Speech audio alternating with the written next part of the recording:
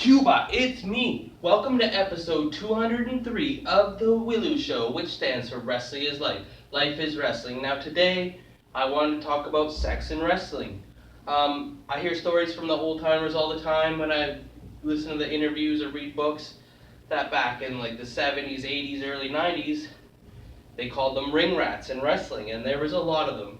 And if you were a superstar on TV, every town you went, you'd have a girl that would wash your clothes, drive you somewhere, let you stay at their house, buy you beer and food, let you have sex with them. The good old days. But times have definitely changed. When I broke into the business in 2000, I stayed at a wrestling school for about 4 years, and there was no girls allowed there. Um, Although rules sometimes are made to be broken. Um, we, I say we, I'm not the type anyway really to just be with a girl if I don't plan on having a relationship with her, or if I don't care with her. I mean, not to say I haven't made my mistakes in the past where I did stuff with a female and then I didn't end up seeing them anymore, which still hurts my heart to this day. I'm not that kind of a person. I don't want to be someone that will break anyone's heart. I generally try and care about people if I'm gonna be intimate with them. But I've been around it, and like I said, I've had a couple of my own experiences. So at first, the wrestling school was pretty normal when it came to not having women. But the more and more young guys they let in the wrestling school, eventually the wrestling school kind of went to crap, and there was a lot of drugs and girls being around. But like, it wasn't for me. I didn't want to be number 7 on the list to plow old sea monkey or whatever. Like that wasn't just not for me.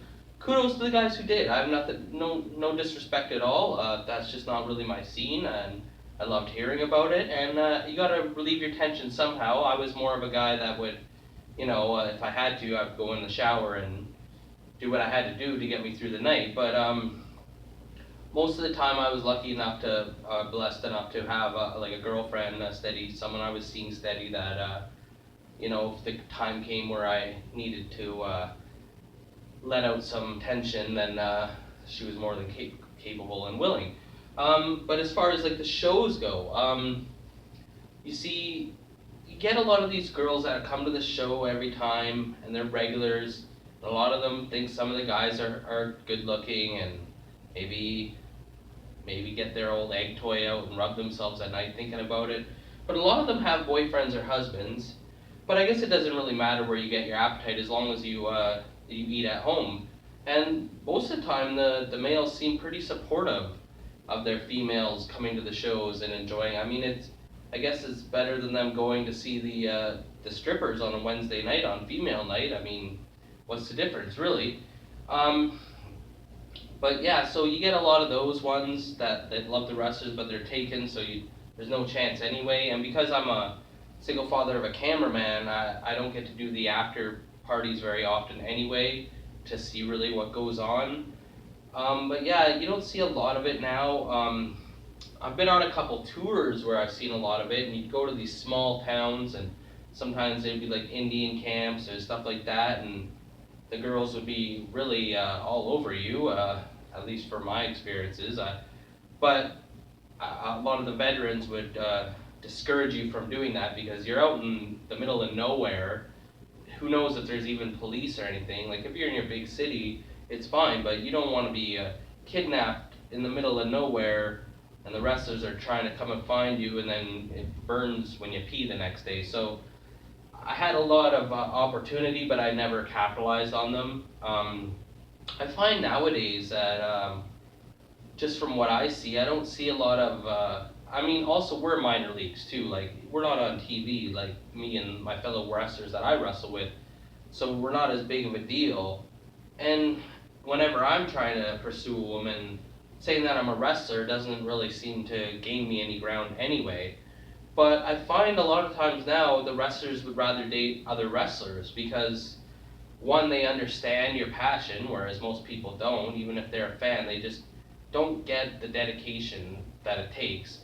And two, if you're gone for long periods of time or pursuing your dream, usually if you're dating another wrestler, they won't hold that against you because they understand.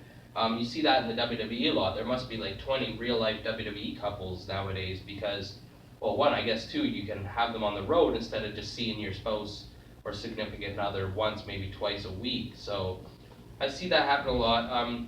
As far as male, for me, I'm speaking from the male point of view, that I don't get a lot of opportunities at females that want to check off the bucket list that they had sex with the sexy wrestler. Mind you, I'm probably not the guy they would anyway. I'm not 6'4", well built. I'm me, and I play a comedy character, so I'm not someone that they're like, oh, I would like him. Maybe, I mean, I'm sure I get some of them, but nothing's ever came of it.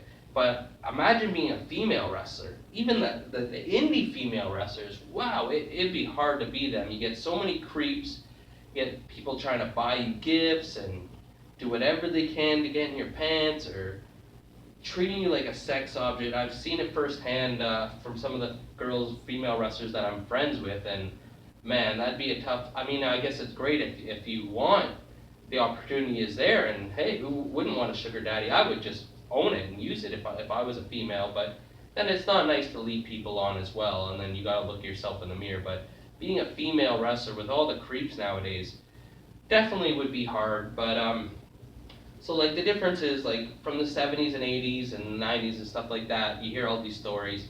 But plus, like I said, I'm on TV. But when I first started going to the shows, you would get a couple girls that would be trying to get with the wrestlers, and it just, I was 18 and I looked like I was 14, so they would never really go for me anyway. But I got to see some of my friends have some fun, and you know, I was happy for them, and I was happy to hear their stories and stuff like that. But I find it's even changed more now, over 17-year period, where it's just not that day and age anymore. And I don't know, even if you were on WWE, I mean, I know a lot of the times it's not the same. I mean, they do get a lot of female admirers, but they also get a lot of like young teenage boys that just want to get autographs and talk to them about video games. So it's just definitely different, but that's just my point of view. That's just what I've seen. I'm sure it's different. So if you're a wrestler, especially a female wrestler, wow, I can only imagine. What's your opinion? Is it constantly sex being pushed in your face, people trying to have sex with you, or as a male wrestler, have you ever been flattered by the amount of admirers you have? And as a fan, do you see it from other fans, maybe not crossing the line, but trying constantly to get with wrestlers? Because as always on the W.I.L.L.I.W show, like, or you get a leg drop, comment, or you get a clothesline, subscribe, or you get a suplex. I'm your host, Elian Habanero. I love wrestling. Cuba.